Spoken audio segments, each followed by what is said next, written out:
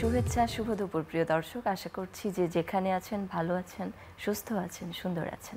আপনাদের সকলকে সাদর আমন্ত্রণ জানাচ্ছি আপনাদেরই প্রিয় আয়োজন ফ্রেশ প্রিমিয়ামটি তারকা কথনের আজকের পর্বে। এবং দর্শক, আপনারা জানেন তারকা কথনের সেট মানেই আমাদের সঙ্গে থাকেন আমাদের প্রিয় সব মানুষ এবং তাদের নতুন নতুন সব কাজ। আজও তার ব্যতিক্রম নয়। আজকেও আমরা হাজির হয়েছি একটি নতুন কাজ নিয়ে আড্ডা দিতে, আপনাদেরকেই সঙ্গে নিয়ে। দর্শক, আমাদের সঙ্গে রয়েছেন আমাদের ভীষণ প্রিয় দুজন মানুষ এবং তারা নতুনভাবে ফিরে এসেছেন বিটিভির পর্দায় নতুন একটি কাজ নিয়ে। কাজটির নাম হলো জল জোছনা, যে কাজটি সম্পর্কে আমরা আজকে আড্ডা দিব। এবং এই কাজটি আপনারা দেখতে পাবেন বাংলাদেশ টেলিভিশনের পর্দায় প্রতি রবি, সোম এবং মঙ্গলবার ঠিক রাত 9টায়। আমরা চলে যাচ্ছি আমাদের অতিথিদের কাছে, তাদের কাছ থেকে শুনবো এই নতুন কাজটি সম্পর্কে এবং তাদের আরও অনেক কাজ সম্পর্কে। আমাদের সঙ্গে শুরুতেই আছেন পরিচালক এবং অভিনেতা সোহেল আরমান, এবং আমাদের সঙ্গে রয়েছেন ভীষণ মিষ্টি একটি মুখ এবং আমাদের সকলের চ্যানেল আই পরিবারেরই একজন মানুষ, লাক্স সুন্দরী, আমাদের প্রিয় শানারি দেবী শানু। স্বাগত আপনাকে। কেমন আছেন আপনারা? আলহামদুলিল্লাহ, ভালো আছি। আর এই মুহূর্তে এই তারকা কথনের স্টুডিওতে আসতে পেরে ভালো লাগছে। আমাদেরও ভীষণ ভালো লাগছে আপনাদের দুজনকে আজকে আমাদের স্টুডিওতে পেয়ে। আমরা শুরুতেই কথা বলছিলাম জল জোছনা নিয়ে। দেরি না করে আসলে শুরুতেই দর্শকদেরকে সাথে নিয়ে আমরা সেই এভিটি দেখে আসি জল জোছনার।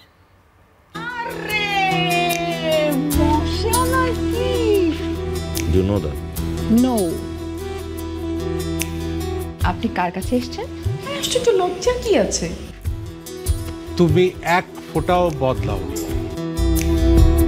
তোমাকে ভালোবেসে করেছি কি ভুল, মনের আদরে রাখা আকাশ ভাই কি বেঁচে আছে? কেন এমন হলো এ কোন সময়, শ্রাবণ ধারা হয়ে কাঁদছে হৃদয়। মানুষ যেন হয় না একা, প্রেম যেন হয় না ঘৃণা, জীবন যেন হয় না বোকা, চোখের আমি খুব সাধারণ মনের মানুষ। আমি যা বলবো তাই হবে।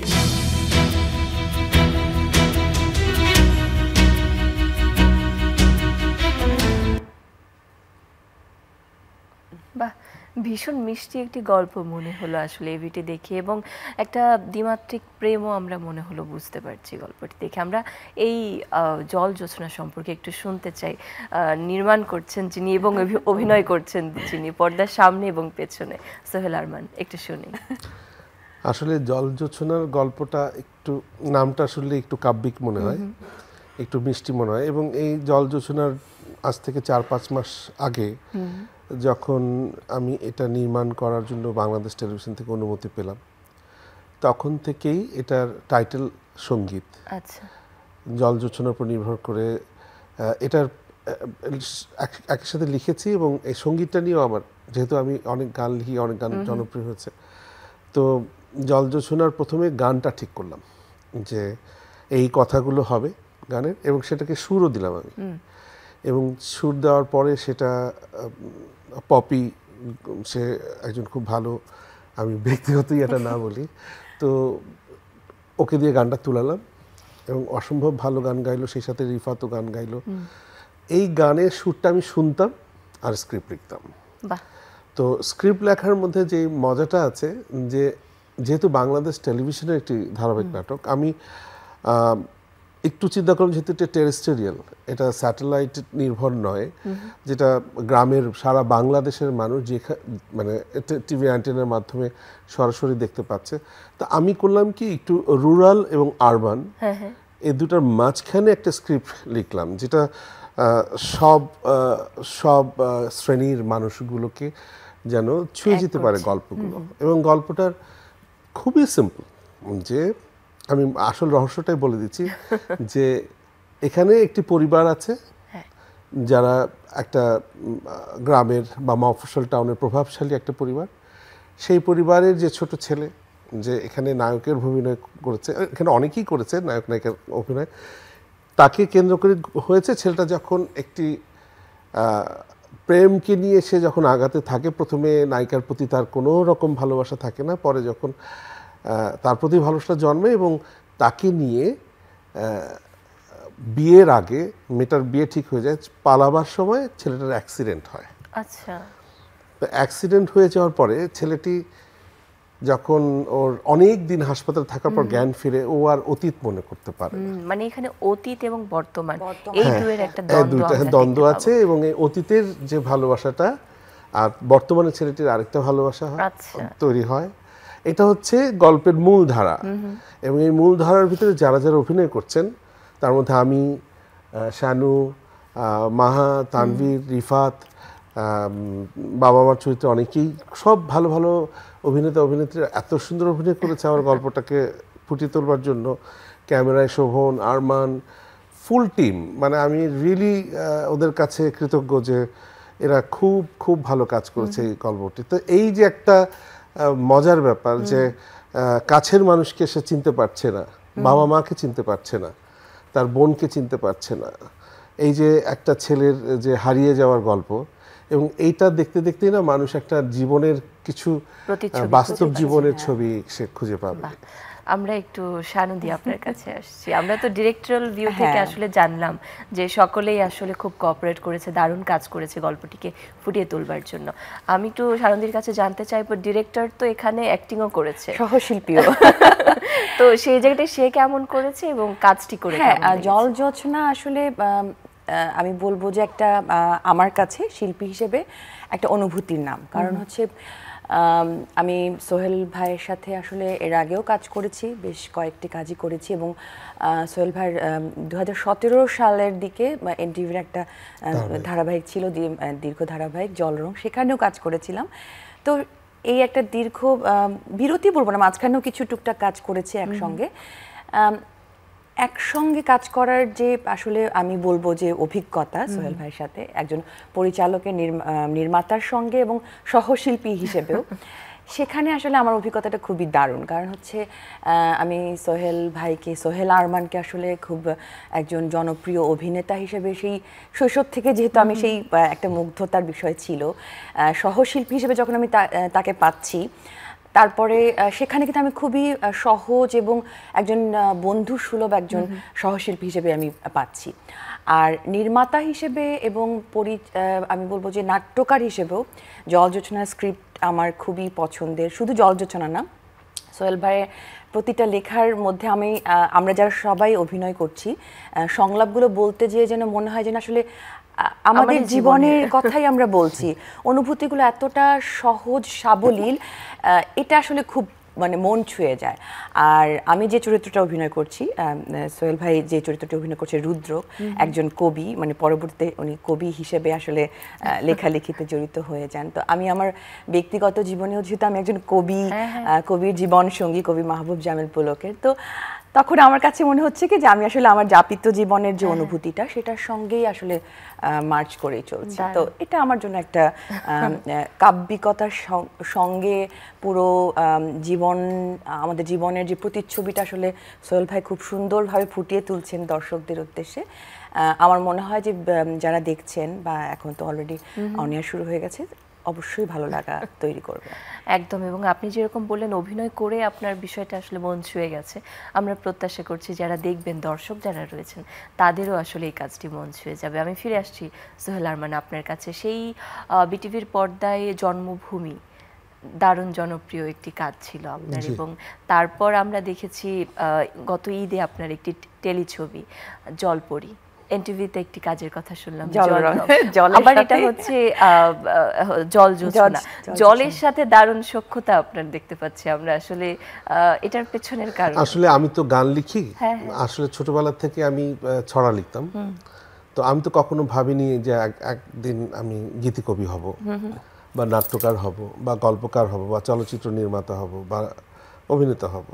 তো ছোটবেলার যত ভাবনাগুলো, ছোটবেলার যত ভালো লাগাগুলো, শৈশবের, আমার তো বাবার একটা কথা মনে হয় যে শৈশবকে ভুলে যায় সে তার জীবনের অনেক সৃষ্টির থেকে হারিয়ে যায়। তো সেই শৈশবকে মনে রাখা দরকার প্রত্যেকটা মানুষের। তা আমাকে সবসময় ছোটবেলা থেকে চাঁদ, জোছনা, সেই পুকুর ঘাটে প্রকৃতি। জলের জোছনা, প্রকৃতি, তারপরে একদম সবুজ ধান ক্ষেত বা সরিষা ফুল বা নদী বা পালতোলা নৌকা, যেগুলো আমরা দেখি না এখন, আমি হয়তো কিছুটা দেখেছি, এগুলো এখনো আমাকে আমার শৈশবের স্মৃতিতে, আমার কাছে মনে হয় যে এগুলোর ভিতরে জীবন লুকিয়ে আছে। অনেক গল্প কথা, অনেক শ্রেণীর মানুষের কথা লুকিয়ে আছে। তো হয়তো সুযোগ পাচ্ছি না। শুধু ভাবলেই তো হয় না, ভাবনার সাথে আমাদের অনেক কি বলবো প্রকিউরমেন্টসের দরকার হয়, ভালো প্রডিউসার দরকার হয়, ভালো শিল্পীর দরকার হয়, ভালো ক্যামেরাম্যান দরকার হয়। তো যখন অনেকগুলো একসাথে মিলে যায় তখনই চেষ্টা করি যে শৈশবের স্মৃতি থেকে বা কৈশোরের বা আমার কলেজ জীবনের স্মৃতি থেকে কিছু বাস্তব গল্পগুলো নিয়ে আসি, এবং ওই কবিতা লিখি বা আমার নামগুলোই এরকম হয় একটু কাব্যিক। তবে জোছনাটা থাকবে আমার গানে। জোছনা অনেকেই নোটিস করেছে যে আমার 10টা গানের ভিতরে 4টা-5টাতেই মানে চাঁদকে নিয়ে অনেক কথা আছে, উপমা আছে আর কি। তো এই কারণেই হয়তো। তবে এগুলো ছাড়াও নাটক লিখেছি আমি, যেরকম আমার জনপ্রিয় নাটকের মধ্যে হচ্ছে NTV 3 পুরুষ, বাংলা ভিশনের হচ্ছে কালপুরুষ, এরকম এই নাটকগুলো যেগুলো আমি করেছি, যেরকম কেউ কাছে কেউ দূরে, শূন্যে বসবাস, ওগুলোর ভিতরে কিন্তু এগুলো নাই। তো সুতরাং হয়তো এখন একটু ভর করেছে জোছনা আর চাঁদ, একটু ভর করেছে এখনকার লেখার প্রতি। এবং সত্যি আসলে আমাদের জীবন বা আমাদের কাজ এগুলো তো কিছুই প্রকৃতির বাইরে নয়, সবকিছুই আসলে প্রকৃতির সাথে একটা মিশে আছে দারুণভাবে। এবং এই যে কাব্যময়তা আপনার কাজের মধ্যে, এটা কিন্তু শুরু থেকেই আমরা দেখছি, এবং আশা করছি আমরা এই কাজগুলি চলতে থাকবে। আমি সানুদি আপনার কাছে আবার ফিরে আসছি। আমরা তো আসলে শুনছিলাম জল জোছনা নিয়ে, এইখানে আপনাদের দারুণ কাজ হয়েছে, এবং শুনছিলাম আসলে 39 পর্ব আপনাদের এর মধ্যে ধারণ করা হয়েছে, এবং গত রোববার থেকে এটি অনের যাচ্ছে। আসলে কেমন সাড়া পাচ্ছেন বা যারা কাজটি এর মধ্যে দেখেছেন তাদের কাছ থেকে? সবার কাছেই এটা আমি বলবো যে আমি নিজেও যেহেতু আসলে এটার সঙ্গে সম্পৃক্ত ছিলাম, জল জোছনা পরিবারের মধ্য দিয়ে যখন আমরা অভিনয় করে যাচ্ছিলাম, তখন আসলে এটা যাপন করেছি, পুরো চরিত্রটা, পুরো গল্পটা। দর্শকদের কাছে এটা ভালো লাগছে, অনেকে আমাকে রেসপন্স জানিয়েছেন, আমার প্রিয় মানুষজন, কাছে মানুষজন। কারণ হচ্ছে এই গল্পটা যতটাই সহজ, আমাদের জীবনের গল্পই হোক না কেন, এখনকার সময় আসলে সংলাপ নির্ভর লেখাগুলো আমার মনে হয় না যে খুব বেশি দর্শকদের একটা ট্রেন্ড চেঞ্জ হচ্ছে হয়তোবা। তো সেই জায়গাটায় এই কাজটা একটু ভিন্নভাবে উপস্থাপিত হচ্ছে, অভিনয় নির্ভর এবং সংলাপ নির্ভর একটা কাজ। তো সেই জায়গাটায় যারা আসলে 90-এর দশকের নাটক যারা দেখেছেন, আমরাও দেখে বড় হয়েছি, সেই ফ্লেভারটা খুঁজে পাচ্ছেন অনেকে। এবং সবচেয়ে মানে বিস্ময়ের জায়গা এটা যে 90 দশকের সেই নাটকগুলি এই প্রজন্মের যারা রয়েছে আমরা কিন্তু এখনো দেখি, ইউটিউবে সার্চ করি, এবং সেই নাটকগুলো এখনো মনে হয় আমাদের ভীষণ ভালো লাগে। এবং ভিন্নতার জায়গা বলছিলেন সানুদি এই ধারাবাহিকটির সাথে। আমি একটু ডিরেক্টরের কাছেই জানতে চাইবো, অন্য ধারাবাহিকের চাইতে জল জোছনার ভিন্নতা আসলে কোন জায়গা? ওই যে প্রথমেই বললাম যে আসলে ভাবনার জায়গাগুলো, যে এটা টেরেস্ট্রিয়াল বাংলাদেশ টেলিভিশনের এখনকার, যে শানু বললো যে এখনকার ট্রেন্ড হচ্ছে খুব চটজলদি দর্শককে মানে একটা গল্প উপস্থাপন করা, অ্যাট্রাক্ট করা, একটু কি বলবো ওটাকে, হাস্যরসাত্মক, একটু লাউড সংলাপগুলো। আমরা যারা তখনকার ভালো ভালো ধারাবাহিকগুলোকে যদি দেখি, প্রথমে ক্যারেক্টার ইন্ট্রোডিউসিং এর পর্ব থাকে অনেক, যে এই যে ক্যারেক্টারগুলো পপুলার হয়, আগে তার অ্যাক্টিভিটিস, তার ক্যারেক্টারাইজেশনগুলো, এটা নিয়ে থিত হতে 5-6 পর্ব চলে যায়। যখন ক্যারেক্টারগুলোকে দর্শকরা বুঝে যায় যে ইনি চুরি করেন, বা ইনি মিথ্যাই বলেন, বা ইনি খুবই সৎ থাকেন, এক একটা ক্যারেক্টার অনুযায়ী ভালো লাগাগুলো তৈরি হয়। এইটারই প্রিপারেশনগুলো আগে ছিল, আগেকার নাটকের ছিল। হঠাৎ করে একটা ক্যারেক্টারকে কনসিভ করা হয়তো এখনকার জেনারেশনটা পারে, কিন্তু যেহেতু আমি এটা বললাম টেরেস্ট্রিয়াল, গ্রামের মানুষরাও দেখবে, সারা বাংলাদেশের মানুষরা দেখবে, তো সবাইকে তো আর একসাথে আপডেট করা যায় না। তো সেই জন্য একটু আমি মনে করছি আমার নাটকটা হয়তো 10-7-8 পর্বের পরে গিয়ে জমবে, যেটাকে বলে, যে আমি প্রথম 4-5 পর্ব শুধু ক্যারেক্টার মানে ইন্ট্রোডিউসিং করাচ্ছি, তাদের নিজেদের কে কেমন, বাবা বেশি রাগ করে না, বোন বেশি ফাঁকি মারে না, এবং এগুলোই ভাল লাগবে। ভাল লাগার পরে যখন এদের গল্পগুলো শুরু হবে, যে ওই যে বললাম গল্পের নায়ক যখন অ্যাক্সিডেন্ট করছে, কী করে করছে, কে কী, তখন মানুষ ঢুকে যাবে গল্পটার ভিতরে। তা আমার মতে যে এটা আমার জন্য খুবই কঠিন কাজ ছিল, দুরূহ কাজ ছিল, কারণ বাংলাদেশ টেলিভিশনকে ধন্যবাদ জানাই, কারণ এখানে নতুনদের বা যারা খুব ভালো কাজ করেন বা যাদের ভবিষ্যৎ একটা উজ্জ্বল তারকার দিকে মানে লম্বা হতে পারে, সেই জায়গায় যেতে পারে, সেই জায়গায় কাজ করার জন্য একটা ভালো প্ল্যাটফর্ম। এবং বাংলাদেশ টেলিভিশনকে ধন্যবাদ জানাই যে এই ধরনের কাজগুলো, যে কোয়ালিটি কাজগুলোকে তারা চেষ্টা করছে, প্রমোট করছে, এবং অনেক ভালো ভালো নির্মাতা অলরেডি করছেন। তো সেই জন্য আমি বলবো যে একটু আমরা ভেবে নিয়েছি যে এটা রুরাল মানুষরাও দেখবে, একদম শহরের অনেক গল্প নাও থাকতে পারে, যেহেতু এটা একটা ব্রিজ লিঙ্ক। তো এই জায়গাগুলো একটু ভিন্নতার সাথে আমরা চেষ্টা করেছি, যে এটা আমার জন্য কঠিন ছিল, যে টেরেস্টেরিয়াল যে ফিল্ডটা নিয়ে কাজ করা, যে আমার দিনাজপুরে একজন কৃষক দেখবেন, তার কাছে এখন কতটা মডার্ন একটা জিনিস উপস্থাপন করা যায়, তাকে ভালো লাগানো যায়, এইটাই ছিল আমার চেষ্টা। বাহ। এবং আসলে এই যে এত ধরনের দর্শককে মাথায় রেখে কোনো কাজ করা, এটা কিন্তু খুব সহজ কাজ নয়। যেরকম এখনকার নাটকের ধারা যদি আমরা চিন্তা করি, এখানে আমরা দেখি এখানে খুব হাইপার কিছু কিংবা শব্দ কিংবা ডায়লগের ক্ষেত্রে একটু অন্যরকম চিত্র আমরা দেখতে পাই, এবং আসলে ভিউ চিন্তা করেই আসলে যারা নির্মাণ করছেন সেই নাটকগুলি, এখানে আমরা একদম সেই জায়গাটাতেই আসলে জল যোছনা একেবারে ভিন্নতা দেখিয়েছে। এবং আশা করছি এই যে সুস্থভাবে সংস্কৃতির চর্চা, এই চর্চাটা অব্যাহত থাকবে। আমরা সানুদি আপনার কাছে আবারও একটু ফিরে আসছি। কাজ তো অনেক রকম আপনার চলতেই থাকে, লেখালেখি, অভিনয় থেকে শুরু করে ব্যক্তিগত আরও নানান ধরনের কাজ। আমরা আপনাকে অন্যান্য টেলিভিশনের নাটকেও দেখি, অভিনয়ে দেখি, আর কি কি কাজ করা হচ্ছে? আমি জল যোছনার কাজ শেষ করলাম, এটা বেশ মানে ভালো একটা কাজ, এবং আমি বলবো আমার পছন্দের একটা কাজ। আমি যে টিমটার সাথে কাজ করেছি, খুব আমরা পরিবারের মতো খুব উপভোগ করে কাজটা করেছি। তো আমার বিশ্বাস যে এই জল যোছনা ধারাবাহিকটি দর্শকদের ভালো লাগবে। আর এই মুহূর্তে আরেকটা দীর্ঘ ধারাবাহিকের কাজ শুরু করেছি দীপ্ত টেলিভিশনের জন্য, পরম্পরা। এবং এই ধারাবাহিকটির মূল যে বার্তাটা গল্পের, আমার কাছে মনে হয় যে এটা প্রত্যেকটা মানুষ আলাদা, প্রত্যেকটা শিল্পীও আলাদা। আমি আমার ব্যক্তিগত ভাবনার জায়গা থেকে আমি চেষ্টা করছি এখন পর্যন্ত যে আমার কাজগুলোর মধ্য দিয়ে যেন আসলে আমি দর্শকদের কাছে একটা কিছু পৌঁছাতে পারি। তো পরম্পরার গল্পটা খুবই দারুণ। আমাদের যে ট্র্যাডিশন যে চেঞ্জ হচ্ছে, মানে পরম্পরায় যে আমরা আসলে জেনারেশন বাই জেনারেশন যে আসলে বিভিন্ন রীতিনীতি, আচার অনুষ্ঠানের জায়গাগুলো এই জেনারেশনের সাথে যে আমরা বিনিময় করছি, সেই গল্পটাই তুলে ধরার চেষ্টা করা হচ্ছে। এটাও দারুণ একটা কাজ হবে আশা করছি। আমরা আবার ফিরে আসবো আপনার কাছে। আসছি সোহেল আরমান, আপনার কাছে জল যোছনা তো হয়েছে, এবং এছাড়াও নিশ্চয়ই আপনার আরও অন্যান্য কিছু কাজ চলছে। আপনারা শুটিং করেছেন, 39 পর্ব রেকর্ড হয়েছে। আর কি কি নাটক বা অন্য কোনো কাজ হচ্ছে কিনা? আমি জল যোছনার আগে কিছু কাজ করছিলাম, যেটাকে থামিয়ে আমাকে জল যোছনা করতে হচ্ছে। যেরকম আমি সোহেল আরমানস প্লে নামে আমার লেখা এবং সুরে 61টি গান করবার একটা প্রয়াস নিয়েছি, এবং সেখানে অলরেডি 12টা গান হয়ে গেছে। সেখানে খুব ভালো ভালো যারা কম্পোজিশন করে তাদেরকে নিয়ে কাজ করছি। এটা হচ্ছে গানের সেক্টরটা। একটু এখানেই জানতে চাইবো, আমরা আগে দেখেছি আপনি দারুণ কিছু মিউজিক ভিডিও করতেন, জি জি। তো সেগুলো কি শুধু অডিও নাকি মিউজিক ভিডিও? ভিডিও সহ, সেটাই সোহেল আরমানস প্লে, মানে আমার লেখা 100টি গান।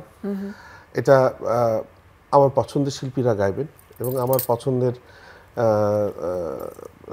সঙ্গীত পরিচালক। কারা গাইছেন আসলে গানগুলো? এখানে গান গাচ্ছে পপি, আচ্ছা, তারপর গান গাচ্ছে, এখানে একটা মজার কথা আছে, আমার যারা বন্ধু মানুষ এখানেও তারা ইনভলভ হয়েছে গানে, যেরকম বাপ্পা মজুমদার, যেরকম ইমরান টিপু, তো এরাও গান গাবে ভবিষ্যতে। সেই সাথে হাসিন করছে, নদী করছে, নাফিস করছে, মৌমিতা বড়ুয়া করছে।